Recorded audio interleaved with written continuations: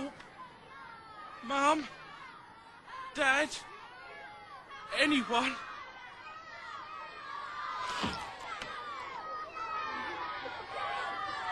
Hang on, Ginge!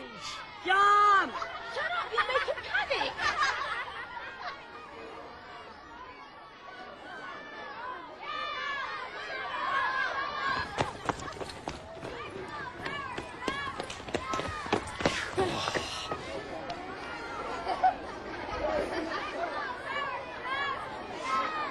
Don't move! We've sent for help!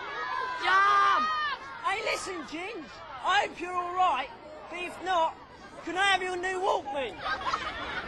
Miss, if anything does happen, will it get to have to clean it up? Winston, nothing is going to happen to him. What is going on? What is all this noise? What's going on? Is it a school or a zoo? Now, come along now, everybody, come along. Back inside the lot. Ah, oh, don't panic. Everybody stay absolutely calm. And no shouting, you might make him nervous. I think he already is, sir. What is that boy doing on the roof, Mrs. Peasgood? He's got a bike up there, sir. I know he's got a bike, you duck butt. What I want to know is how he got there. I don't know, Mr. Hardwood. This wasn't one of those namby-pamby creative lessons, was it? I always knew that free expression would be the death of education. Let the children express their individuality, they say. And look where it leads. Just look! Stuck on the roof with a bike. It wasn't a lesson, Mr. Hardwood. We don't know how he got there. Let's ask him, then. I say... Who is he, anyway? George Gahagan. Who? George Gahagan. George Gahagan, this is your headmaster speaking.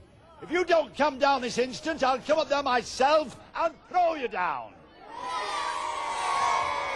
Look, I don't think it's a good idea to threaten him, Mr. Hardwood. He is in rather a state. He's in a state. Look at me. If anything happens to that boy, can you imagine the headlines? Jump! If anybody else shouts jump, I'll personally jump on them myself. Sir, Yes. can I run home and get my dad's camera? It's got a zoom lens. You may well, boy, but it may prove a bit difficult. If you say one more word, I may well tie your legs in knots. Sir. Now, can you hear me? Yes, Yes, sir. yes, sir. Now look at me when I'm shouting at you. I can't, sir. Why not? My eyes are closed. Shut up, it's not funny! Sir, What is it now? I need to go to the toilet, sir. What? You better hold on, boy. When I was a lad up north, our headmaster would make us wait for weeks sometimes, just to toughen us up. Phone for the fire brigade. I have. Well, tell him to hurry then. I have. I suppose I'll have to inform his parents. I already have. Yes, I know. He will be all right, won't he, Gladys? I mean, Mrs. Peelgood. I'm sure he will, Mr. Hardwood. We just have to stay calm. Oh, I am calm, yes. Very, very calm, yes. Excuse me. I take it you're Mr. Hardwood, the headmaster. And who might you be? Trevor Trotman. Oh. I'm a reporter. Ah! I knew it. The shame. No, I'm not the headmaster. Yes, you are, sir. Shut up.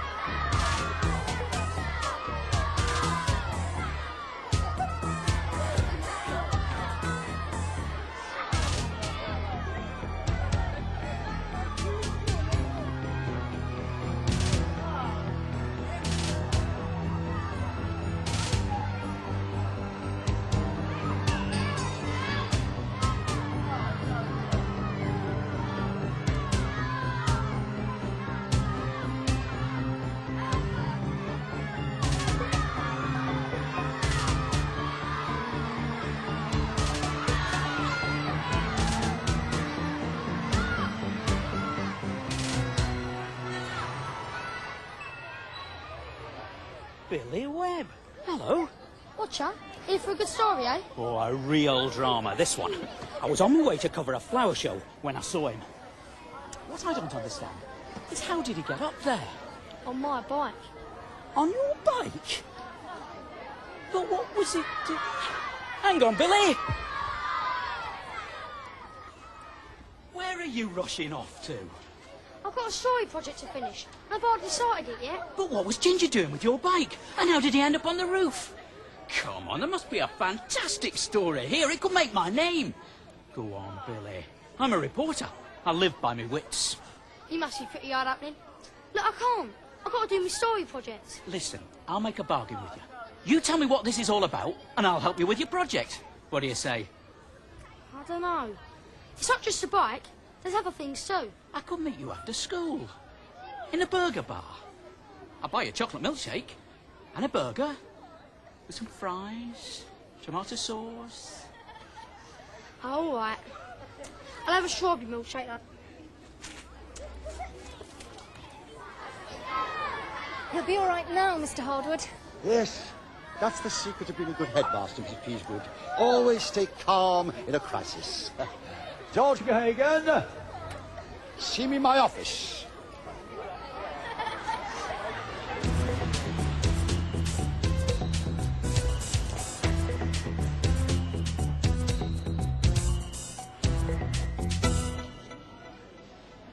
So, Ginger Gahagan was kidnapped by evil terrorists and was just being flown off in a helicopter when he managed to jump out and land on the school roof. No.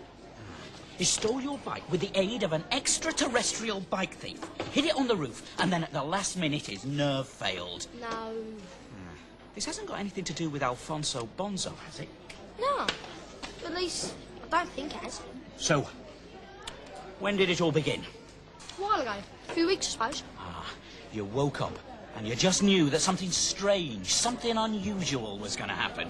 No, it was an ordinary day. I went to school, we did maths workbooks, with some fibres falling around. Nothing unusual.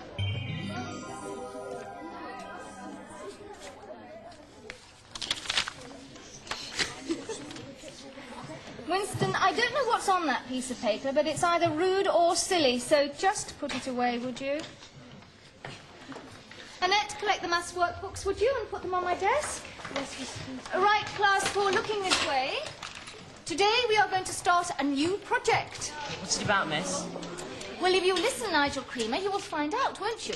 Now, I have noticed that some of you only read when you have to. So, we are going to start a story project.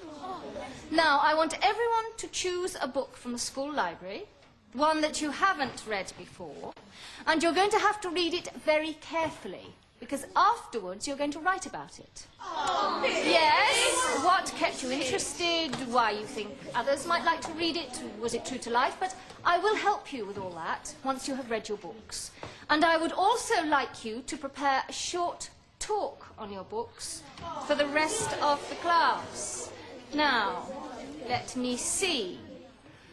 Scott Barnacle, tell us the sort of books you like to read. Short ones, miss. Miss, what's the shortest book in the world? I don't know, Nigel. Scott Barnacle Book of Knowledge. Very funny. Yes, and Nigel, you can give your talk first. Oh, miss. Anita, what sort of books do you like to read? One's about animals, Miss Peasgood. Any animals in particular? Cats, Miss. Short to read the catalogue, Miss.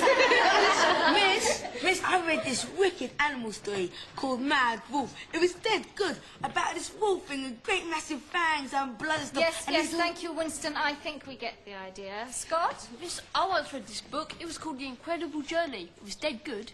That's a film. Oh, I know that. I've seen the film and read the book. Miss, my dad says films stop people from reading and they get brain rot. Do you think that's right? Well, I think that's a little severe, but I know what he means. When I was a girl, going to see a film was a real treat. Yeah, but that was hundreds of years ago, wasn't it, miss? No, not quite, Nigel. When I'm rich, I'm gonna have a servant who reads for me while I just lie there next to my swimming pool, drinking Coke and eating crisps. But until that happens,